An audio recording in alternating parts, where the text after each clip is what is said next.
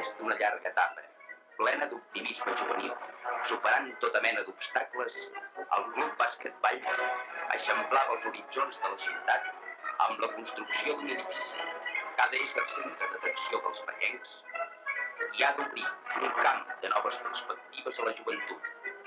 La ciutat de Valls disposava per fi d'un pavelló d'esports. El diumenge, dia 20 de juny de 1971, a la tarda, les personalitats i autoritats civils donaven to amb llurs presència als actes inaugurals.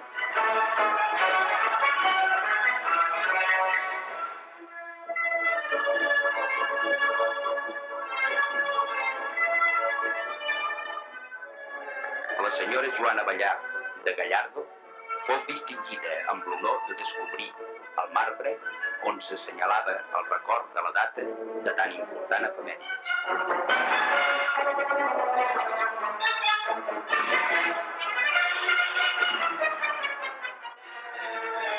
Assistiren a la festa personalitats nacionals de l'esport, així com gran nombre de joves esportistes vallencs, col·legis, majorets de Mollers, les dues colles de xiquets de Valls, bandes de música i representació de totes les entitats esportives de la província.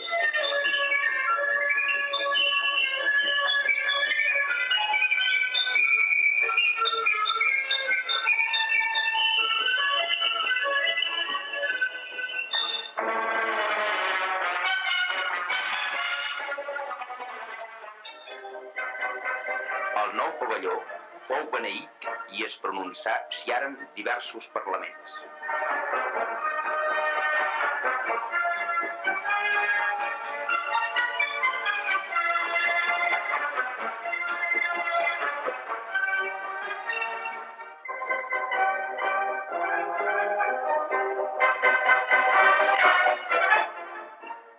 Un moment important de la festa fou l'actuació de les dues colles dels xiquets de Valls.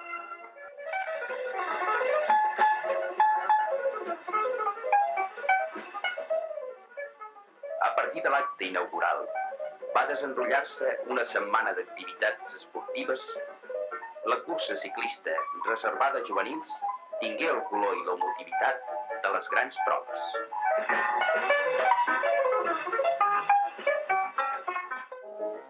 Un partit de futbol entre jugadors veterans de la província i els del Futbol Club Barcelona donà ocasió al públic vallenc d'admirar i aplaudir a unes figures que en temps no massa llunyà foren ídols dels aficionats. El bàsquet constituí la millor atracció d'aquella setmana esportiva i entre les diverses competicions presentades destacà el torneig entre els clubs Barcelona, Picadero Manresa i Valls, amb l'actuació de primeríssimes figures.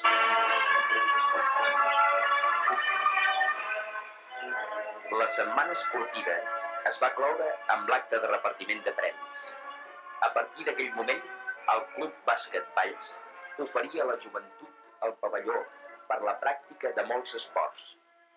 El camí restava obert, com obertes estan per a tothom les portes del pavelló esportiu Joana Ballart.